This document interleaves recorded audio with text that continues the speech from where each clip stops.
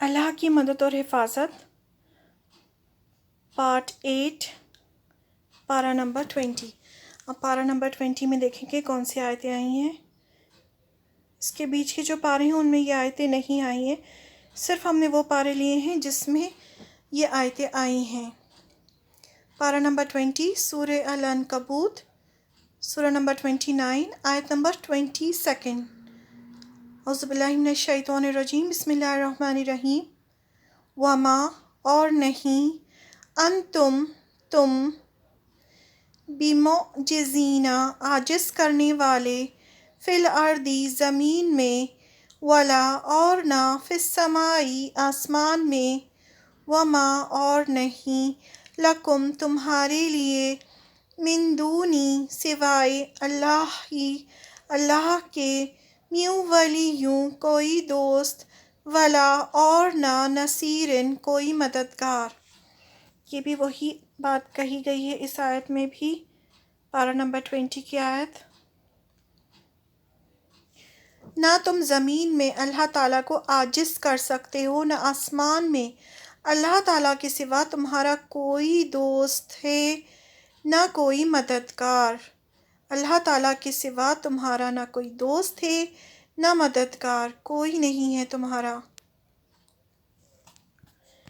4 points میں اس کو کریں گے تو تم نہ تو زمین میں اللہ تعالیٰ کو عاجز کر سکتے ہو، نہ آسمان میں اللہ تعالیٰ کے سوا تمہارا کوئی دوست ہے، نہ مددگار۔ تم اللہ کو ناراض کر کے کہیں بھی بھاگ کر نہیں جا سکتے، چاہے تم آسمان کی بلندی پر پہنچ جاؤ یا زمین کی تہہ میں چھپ جاؤ، تمہیں ہر جگہ سے پکڑ لیا جائے گا اور تم قیامت کے دن اپنے رب کے سامنے کھڑے ہوگے۔ عاجز کرنا یعنی جھکانا، تو تم اللہ کو عاجز نہیں کر سکتے، نہ زمین میں نہ آسمان میں، ہر جگہ اسی کی بادشاہت ہے۔ نہ تمہارے اندر اتنی طاقت ہے کہ تم اللہ کی پکڑ سے بچ جاؤ، اور نہ تمہارا کوئی دوست اور نہ مددگار ایسا ہو سکتا ہے جو تمہیں اللہ سے بچا لے۔ ساری کائنات میں کسی کی اتنی ہمت نہیں جو شرک، کفر، ظلم کرنے والوں کو اپنی پناہ میں لے لے اور اللہ کے عذاب سے بچا لے۔ انسان کو یہ دماغ میں رکھنا چاہیے کہ اللہ سے کوئی نہیں بچا سکتا۔ دنیا میں جب انسان ظلم اور زیادتی کرتا چلا جاتا ہے تو سمجھتا ہے کہ اس کو کوئی دیکھنے والا نہیں، وہ جو چاہے کرے، لیکن اس کو یہ آزادی اللہ کی طرف سے کچھ ہی وقت کے لیے ملی ہوتی ہے۔ جب اللہ کی پکڑ آتی ہے تو دنیا میں بھی اسے کوئی دوست مددگار نہیں بچا پاتا، اور آخرت میں تو اللہ کے سوا کسی کا نہ کوئی دوست ہوگا نہ مددگار۔ ایسے سب لوگوں کا ٹھکانہ جہنم ہے جن کا خاتمہ شرک پر ہوتا ہے۔ تو جو بھی اس طرح کی اللہ کو چھوڑ کے دوسروں سے دوستی کرتے ہیں تو کوئی بھی ان کو بچا نہیں پائے گا، نہ دنیا میں نہ آخرت پہ۔ اور جو ظلم کرتے ہیں ان کو بھی ایک وقت تک ڈھیل دی جاتی ہے، اور پھر اللہ کی رسی جب کھنچتی ہے تب ان کے لیے کوئی نہ دوست ہوتا ہے نہ مددگار ہوتا ہے۔ اس کے بعد پارہ نمبر 21 ہے۔ پارہ نمبر 21 میں سورہ روم کی آیت ہے، سورہ نمبر 30، آیت نمبر 5۔ اعوذ باللہ من الشیطان الرجیم، بسم اللہ الرحمن الرحیم۔ بِنَصْرِ مدد سے، اللہ کی، ینصرُ وہ مدد کرتا ہے، مَن یشاء جس کی وہ چاہتا ہے، وَهُوَ اور وہ، العزیزُ بہت زبردست ہے، الرحیم بہت رحم کرنے والا ہے۔ یہاں پر اللہ تعالیٰ کے 2 اور ناموں کا ذکر ہے، عزیز اور رحیم۔ عزیز الرحیم آیا ہے یہاں پر، عزیز الرحیم بہت زبردست، بہت رحم کرنے والا۔ اللہ اپنی مدد سے وہ جس کی چاہتا ہے مدد کرتا ہے، اور وہ زبردست ہے، بہت رحم کرنے والا ہے۔ ہم جو اللہ ٹاپک کی جتنی بھی آیتیں پڑھیں گے تو اس میں اللہ کا جلال ہوگا کہ اللہ تعالیٰ کی کیا صفت ہے، اللہ تعالیٰ کیا کر سکتے ہیں، کس کی مدد کرتے ہیں، اللہ کس کو پکڑتے ہیں، تو یہ ساری آیتیں ایک ساتھ آئیں گی انشاءاللہ۔ اس کو بھی ہم نے پوائنٹس میں لیا ہے۔ اللہ اپنی مدد سے وہ جس کو چاہتا ہے مدد کرتا ہے، وہ بہت زبردست ہے اور وہ بہت رحم کرنے والا ہے۔ یہاں اللہ کے دو نام آئے ہیں، عزیز اور رحیم۔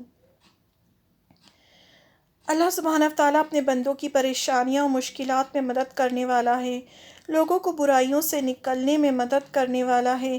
جو شخص برائی سے بچنے کے لیے نکاح کرے، جو شخص پاک دامنی اختیار کرنا چاہتا ہے تو اللہ تعالیٰ اس کی عزت کی حفاظت کرتا ہے۔ جو شخص کسی سے مانگنے سے بچتا ہے تو اللہ تعالیٰ اس کی بھی عزت کی حفاظت کرتا ہے، یعنی اس کے مانگنے سے پہلے عطا کر دیتا ہے۔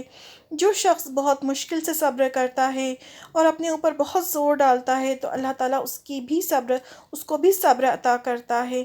تو یہ سب اللہ تعالیٰ اپنی مدد سے جس کی چاہتا ہے مدد کرتا ہے، اور وہ ہر طرح کی مدد کرتا ہے۔ وہ بندہ جس طرح کی اس سے مدد مانگتا ہے وہ مدد کرتا ہے اپنے بندوں کی۔ جو شخص قرض ادا کرنے کی نیت رکھتا ہو تو اللہ تعالیٰ اس کا قرض ادا کرنے میں اس کی مدد کرتا ہے۔ پھر اللہ تعالیٰ النصیر ہے، وہ اپنے انبیاؤں کی، اپنے دوستوں کی دشمنوں کے خلاف مدد کرتا ہے۔ اللہ تعالیٰ ایمان والوں کو دشمن کے خلاف قوت دے کر بھی مدد کرتا ہے، اپنے اہل ایمان بندیوں کی بھی حفاظت کرتا ہے، جیسے حضرت سارہ کی حفاظت کی تھی۔ پھر اسی طرح اللہ تعالیٰ شیطان کے خلاف بھی ہماری مدد کرتے ہیں۔ انسان کے لیے اس کا نفس اور شیطان ایسے دو دشمن ہیں جو اس سے کبھی جدا نہیں ہوتے، تو ان سے مقابلہ کرنے میں بھی اللہ تعالیٰ ہماری مدد کرتے ہیں اگر ہم اللہ سے مدد مانگتے ہیں۔ پھر شیطان کے خلاف فرشتوں کو بھیج کر بھی اللہ تعالیٰ مدد فرماتے ہیں۔ اب یہاں پر دو اللہ کے نام آئے ہیں، عزیز اور رحیم۔ العزیز کا معنی ہوتا ہے عزت والا، غلبے والا، قوت والا، وہ جس پر کوئی اور غالب نہیں آ سکے، وہ جو کرنا چاہے اسے کوئی روک نہیں سکتا۔ یعنی عزیز یعنی بس وہی سب کچھ ہے، اس پر کوئی غالب نہیں آ سکتا، یعنی اس سے کوئی کنٹرول نہیں کر سکتا، وہ سب کو کنٹرول کرتا ہے، وہی غلبے والا ہے، وہی قوت والا ہے، سب کچھ سارے کے سارے کنٹرول اسی کے ہاتھ میں ہیں۔ حقیقت یہ ہے کہ عزت ساری کی ساری اللہ ہی کے لیے ہے۔ قرآن مجید میں آتا ہے، بہت ساری جگہ پر عزیز کے ساتھ اللہ کی دوسری صفت بھی آئی ہیں، جیسے العزیز الحکیم، بہت جگہ آیا ہے العزیز الحکیم، یعنی عزت والا، غلبے والا اور ساتھ ہی حکمت والا، یعنی اس کے پاس سارے پاورز ہیں لیکن اس کے سارے کام حکمت کے ساتھ ہوتے ہیں، یعنی وزڈم کے ساتھ ہوتے ہیں۔ ہم کیا کرتے ہیں، ہمیں ہر چیز میں جلد بازی چاہیے، ہم ہر چیز جلد بازی سے چاہتے ہیں، لیکن اللہ تعالیٰ کے سارے کام ایک وزڈم کے تحت ہوتے ہیں، یعنی اس کی قوت حکمت کے ساتھ ہے، لیکن اس کے ساتھ وہ تعریف والا بھی ہے۔ پھر اس کے بعد آتا ہے، دوسری جگہ اللہ کے نام کے ساتھ آتا ہے العزیز الوہاب، وہاب بہت زیادہ عطا کرنے والا، زبردست ہے، غلبے والا ہے اور بہت زیادہ عطا بھی کرتا ہے، یعنی بہت زیادہ دینے والا بھی ہے۔ پھر عزیز الرحیم، ایک طرف زبردست ہے ساتھ ہی رحم بھی کرتا ہے، رحم کرنے والا بھی ہے، ایسا نہیں کہ وہ اپنی طاقت کو غلط طور پر استعمال کرے، وہ زبردست ہے تو رحم بھی کرتا ہے۔ پھر عزیز العلیم بھی آتا ہے، یعنی غلبے والا تو ہے ہی، ساتھ ہی وہ علم والا بھی ہے۔ پھر آتا ہے عزیز الغفار، یعنی وہ بہت زبردست ہے لیکن ساتھ ہی بہت زیادہ بخشش فرمانے والا بھی ہے۔ تو یہ اللہ تعالیٰ کی الگ الگ ناموں کی صفت دوسری جگہ بھی ہمیں پتہ چلتی ہے۔ یہاں کیا آیا ہے، عزیز الرحیم آیا ہے کہ زبردست غلبے والا تو ہے ہی، ساتھ ہی وہ رحم بھی کرتا ہے۔ اللہ تعالیٰ اپنے نیک بندوں کے لیے بہت زیادہ مہربان ہے۔ یہ مہربانی اہل ایمان کے ساتھ صرف آخرت میں ہی نہیں بلکہ دنیا میں بھی اس کی رحمت اور شفقت نظر آتی ہے۔ یہ جو رحیم خاص صفت ہے، یہ اللہ تعالیٰ کی کہا جاتا ہے کہ قیامت کے دن میدان حشر میں دکھے گی، جب اللہ تعالیٰ اپنے ایمان والے بندوں پر الگ سے رحم کریں گے، لیکن یہ جو صفت ہے یہ دنیا میں بھی دیکھی جا سکتی ہے۔ بہت سی جگہ یہ آتا ہے کہ اگر تم تقوی اختیار کرو گے تو اللہ تعالیٰ تم پر اپنی رحمت فرمائے گا، اللہ تعالیٰ فرماتے ہیں اے لوگو جو ایمان لائے ہو، اللہ سے ڈرو اور اس کے رسول پر ایمان لے آؤ۔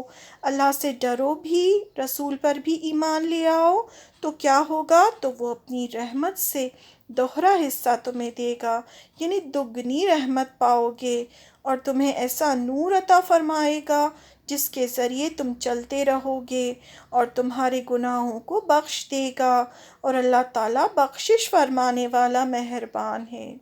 تو یہ بھی اللہ تعالیٰ نے ہمیں بتایا کہ اگر تم اللہ سے ڈرو گے، رسول پر ایمان لاؤ گے، تو تمہیں اس طرح سے اللہ کی رحمت نصیب ہوگی۔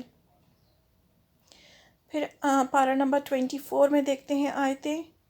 پارہ نمبر 24 میں سورہ مومن میں آیت نمبر 51 میں اللہ تعالیٰ فرماتے ہیں بسم اللہ الرحمن الرحیم، انا بے شک ہم، لننصرو البتہ ہم مدد کرتے ہیں، رسولنا اپنے رسولوں کی، والذین آمنوا اور ان کی جو ایمان لائے، فی الحیاتی زندگی میں، الدنیا دنیا کی، و یوم اور جس دن، یقوم کھڑے ہوں گے، الاشہاد گواہ، جس دن گواہ کھڑے ہوں گے، یعنی قیامت کے دن اور دنیا میں بھی اللہ تعالیٰ نے ہمیں بتایا کہ ہم ضرور مدد کریں گے۔ جو انا جب آ جاتا ہے تو وہ شدت کے لیے ہوتا ہے کہ ہم ضرور بس ضرور مدد کریں گے ان کی، اپنے رسولوں کی اور ان کی جو ایمان لاتے ہیں۔ تو ایمان والوں کے ساتھ، رسولوں کے ساتھ اللہ کی مدد خاص آتی ہے۔ کہاں مدد کریں گے؟ دنیا کی زندگی میں بھی اور حشر کے دن بھی۔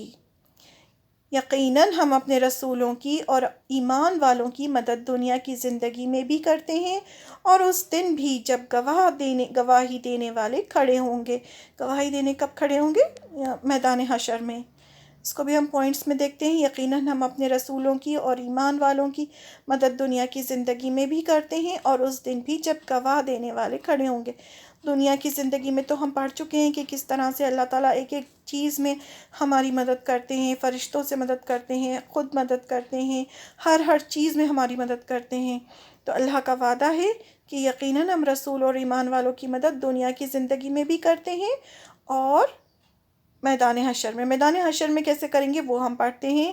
اہل ایمان میدان حشر میں بھی ہر طرح کی گھبراہٹ، پریشانی، ذلت اور رسوائی سے محفوظ رہیں گے۔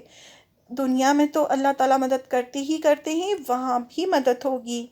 اہل ایمان کو یہ تنہائی، گھبراہٹ کا وقت غمگین نہیں کرے گا۔ میدان حشر کتنا سخت ہوگا نا، تو اس میں یہ اہل ایمان جو ہوں گے ان کو غمگین نہیں کرے گا وہ دن، اور فرشتے آگے بڑھ بڑھ کر ان سے ملیں گے اور کہیں گے یہی ہے وہ دن جس کا تم سے وعدہ کیا گیا تھا، یعنی یہی وہ دن ہے جس کا تم سے سارے رسولوں نے سب نے وعدہ کیا تھا کہ تم اس طرح اللہ کے سامنے کھڑے ہوگے۔ قیامت کے روز جو شخص نیکی یعنی ایمان لے کر آئے گا اسے اس کی بہتر جزا ملے گی، اور وہ اس دن کی گھبراہٹ سے محفوظ رہے گا۔ اہل ایمان کی خوشیوں میں مزید اضافہ کرنے کے لیے میدان حشر میں ہی انہیں جنت دکھا دی جائے گی، تاکہ ان کو سکون رہے اور وہ گھبرائیں نہیں، کیونکہ عجیب سا ماحول ہوگا میدان حشر کا۔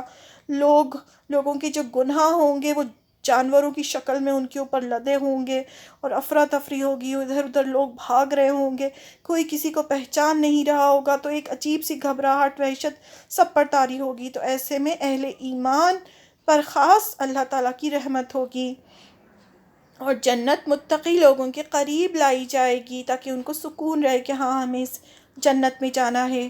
حشر میں اہل ایمان کے چہرے روشن تر و تازہ اور حشاش بشاش ہوں گے، یعنی خوش ہوں گے، الگ دکھائی دے رہے ہوں گے اہل ایمان کے چہرے۔ اس روز کچھ چہرے چمک رہے ہوں گے، خوش اور خرم اور ہنستے ہوں گے۔ حشر میں 50,000 سال کا لمبا عرصہ اہل ایمان کو دن کی ایک گھڑی کے برابر محسوس ہوگا۔ تو یہ اللہ تعالیٰ کی خاص رحمت ہوگی اہل ایمان پر۔